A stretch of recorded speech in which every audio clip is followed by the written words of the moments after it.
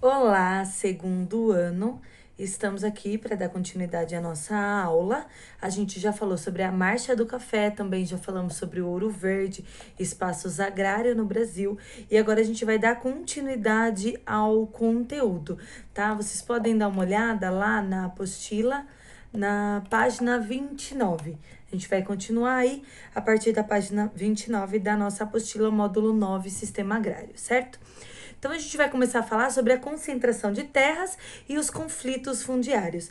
Para a gente falar de concentração de terras, a gente precisa primeiro saber que houve um sistema anterior a esse sistema agrário que nós conhecemos hoje, que são o sistema das sesmaria. O que seria isso? Eu já expliquei na aula, mas vou colocar aqui para que vocês consigam buscar de novo essa informação.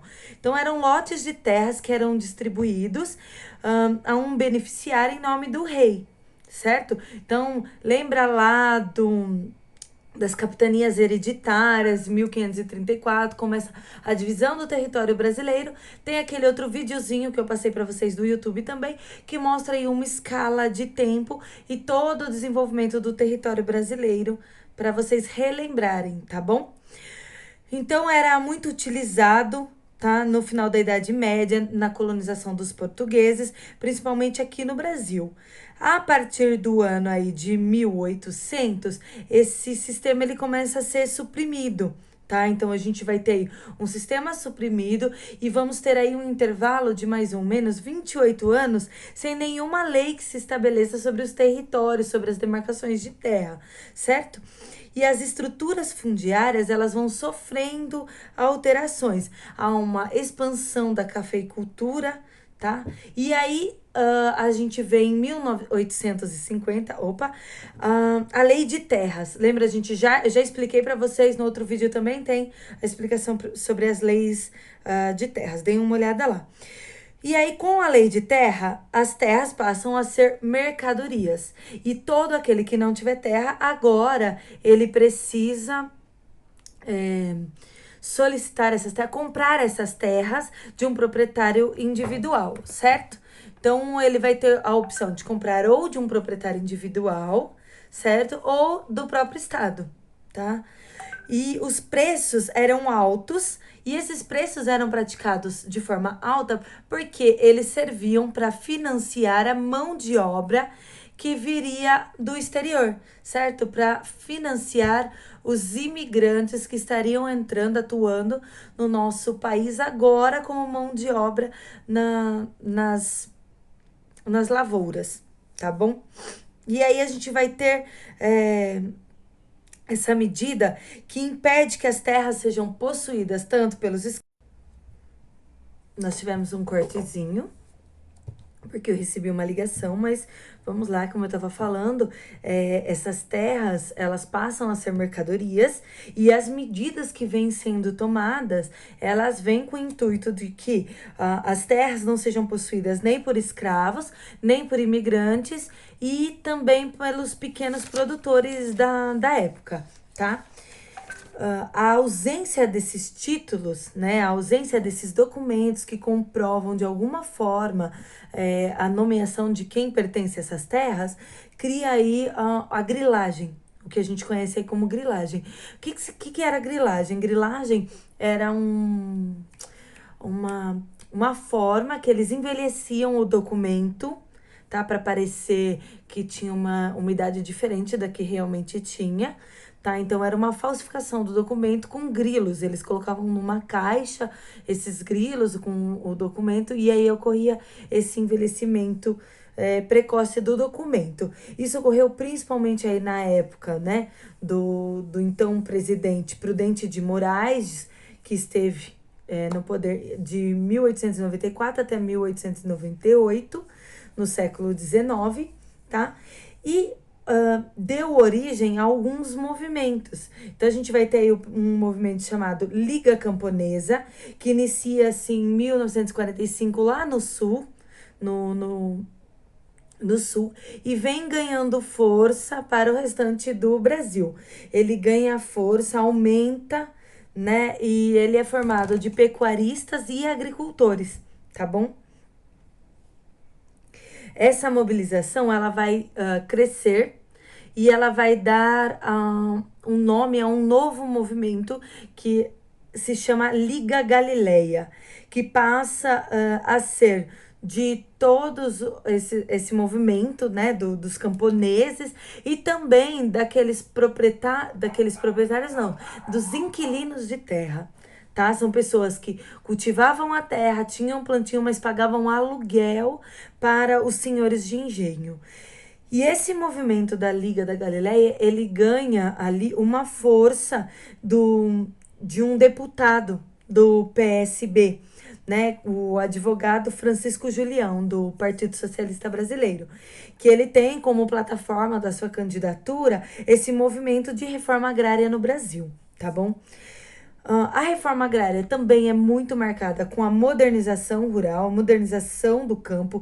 Esse movimento de modernização é muito intenso nos grandes latifundiários, tá?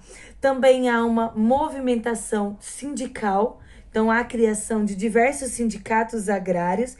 E em 1963, existe aí a data de um congresso dos sindicatos agrários, né, uma reunião entre eles, que logo esse movimento ele é, como pode dizer, suprimido novamente pela questão da ditadura militar que se instaura no Brasil em 1964, né? E essas movimentações que estão aí batendo de frente com quem está no poder, com os líderes do poder, criam uma certa pressão, né? E há uma iniciativa meio contraditória, vamos dizer assim, do governo militar, né? Da ditadura militar, de instaurar aí o Estatuto da Terra, que vem com o intuito de apaziguar, de reprimir, de sufocar ali e de diminuir os movimentos sociais e também aí os conflitos dos camponeses com os latifundiários, certo? E esse Estatuto do Trabalhador Rural, ele vem trazer as condições de direito aos trabalhadores rurais, os mesmos direitos que teriam os trabalhadores urbanos, que seria a CLT, a carteira de trabalho, né? Férias, 13º, fundo de garantia, aposentadoria por tempo de serviço, tá? Junto com esse estatuto vem também uma sucessão de desemprego na área rural. Por quê? Porque dentro das tradições capitalistas, esses não seriam, eles passam de ser recursos viáveis para o desenvolvimento da agricultura, tá? Então há uma demissão grande dos trabalhadores e aí há uma colocação desses trabalhadores com um trabalho temporário por safra, certo? Em duas vertentes. A gente vai ter o módulo rural, né? Segundo as medidas do INCRA, e o módulo fiscal, tá bom?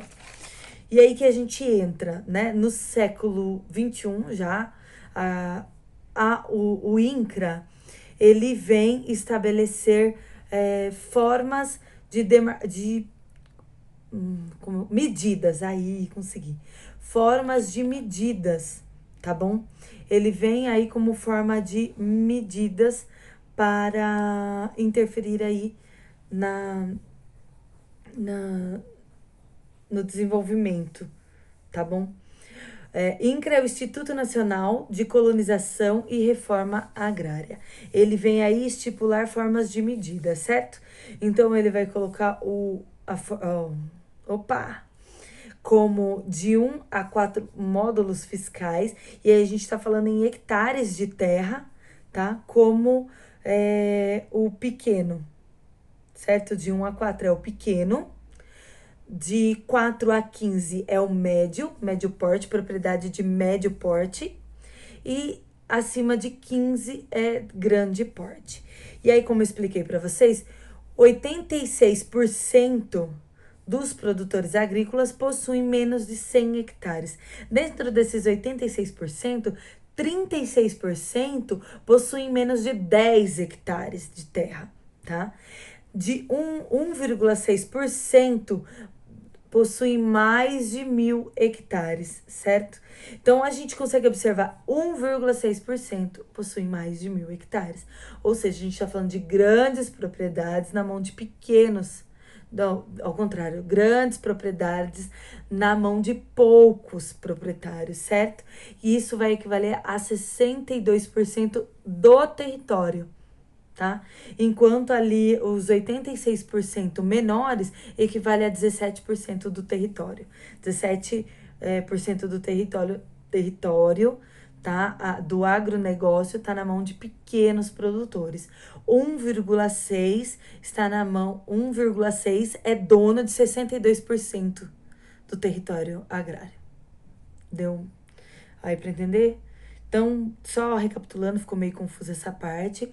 86% dos produtores rural, eles têm o controle de 17%, tá? 17% só em volume de território, tá? E 1,6% detém 62% do território, da marcação de território. Difícil de eu conseguir terminar esse vídeo. Então vamos lá para a última e final parte. Falta só um pedacinho, eu até me perco, porque os alunos me ligam e eu não consigo terminar o vídeo. Então vamos lá. A gente parou falando aí da mudança no século XX, da porcentagem de terras que a gente tem aí para os pequenos produtores e para os grandes latifundiários, certo? Na modernização dos meios rurais, houve a valorização da terra e também a entrada aí de corporações como proprietárias destas terras, e os pequenos produtores, eles foram sufocados, né, e acabaram se endividando. Então, suas terras foram perdendo as suas terras também, que passam para essas corporações ou até mesmo para o Estado, dando início aí a um movimento que vem se integrar com os proprietários, que é o MST, o Movimento dos Sem Terras, tá? Com o que determina o movimento do MST? Os conflitos violentos, tá? Ele tem início, mais uma vez, do Sul, no Rio Grande do Sul, também Mato Grosso do Sul, Centro-Sul, né? E o Rio Grande do Sul. E eles vêm aí brigar contra a concentração latifundiária, tá?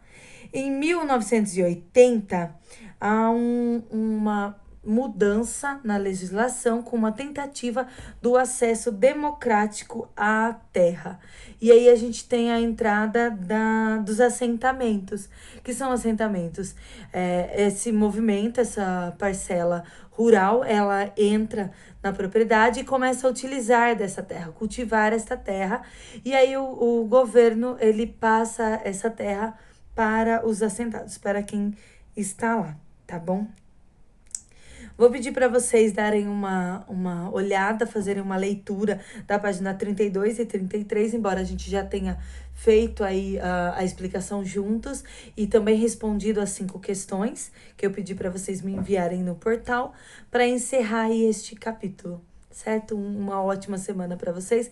Desculpa os vários cortes que vamos ter aí no nosso vídeo, mas isso acontece por causa aqui das ligações que eu recebi, tá bom?